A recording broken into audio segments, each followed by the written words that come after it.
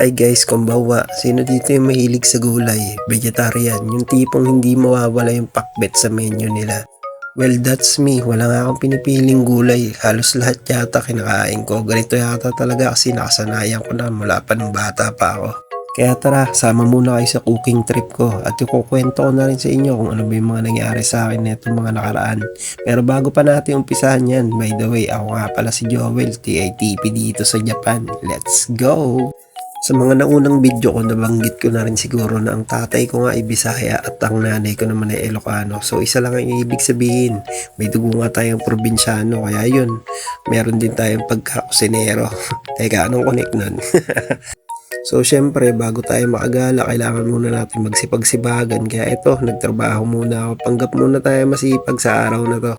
Tulad niya ng mga lumang kasabihan sa atin, kung gusto mo meron kang anihin, syempre, kailangan mo muna magtanim, di ba? So fast forward na nga guys, Sabado pa to nung nakaraan. Wala kami planong gumala ng araw na to, kaya naisipan ko na lang magluto ng almusal. Magpo-food trip nga tayo ngayon ng egg sandwich. Request talaga ni Joshua yung food trip na to, pero madalas ko nga itong gawin lalo na kapag papasok ako sa trabaho at tinatamad ako kumain ng kanin. Ito na nga lang inaalmusal ko.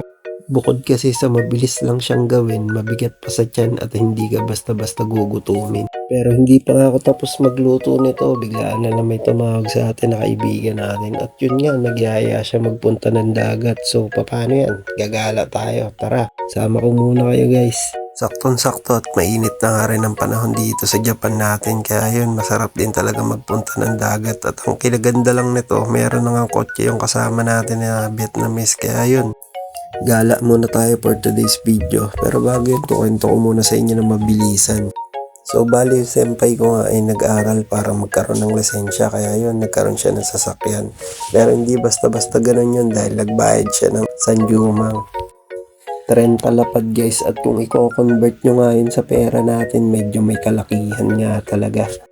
Sa pagkakatanda ko, halos 1 buwan yata or 2 buwan yata siya nag-aaral, at may mga time nga na hindi siya pumapasok sa trabaho dahil may schedule siya sa pag-aaral ng lisensya. At kung bakit ko kinukwento yung bagay na yun, ito kasi yung dahilan. So madalas nga kaming hinahatid ng boss namin or araw-araw pala mula sa trabaho namin hanggang sa pag-uwi dito sa apartment namin. So medyo mendoksay nga yun, di ba? Kaya meron nga dapat isa sa amin na magkaroon ng lisensya para magkaroon ng sariling sasakyan at hindi na kami sunduin palagi ng boss namin. At yun yung nangyari ngayon. Kung matatandaan nyo nga nung unang mga video ko, sinabi ko doon na bibigyan tayo ng sasakyan ng boss natin. So ako nga talaga yung may unang opportunity para magkaroon ng lisensya. Kaso meron lang tayong 2 beses na subok at hindi nga tayo nakapasa sa bagay na yan.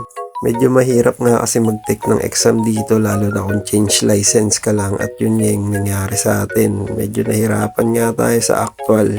Pero okay lang yun, marami pa naman sigurong pagkakataon para sumubok ulit. Siguro hindi lang para sa atin yun this time. So fast forward na nga lang guys, at medyo napapahaba na pala yung kwento ko, no. Linggo na nga to at nagkahiyaan kami magpunta ng Gyomusupa. Ito nga yung pinupuntahan namin na grocery kapag gusto namin bumili ng mga frozen goods at murang bigas. Medyo may kalayuan nga sa amin yung grocery store na to. Siguro mga 20 minutes din na pagbabike. Pero ayos lang kasi mabibili namin yung mga gusto namin dito.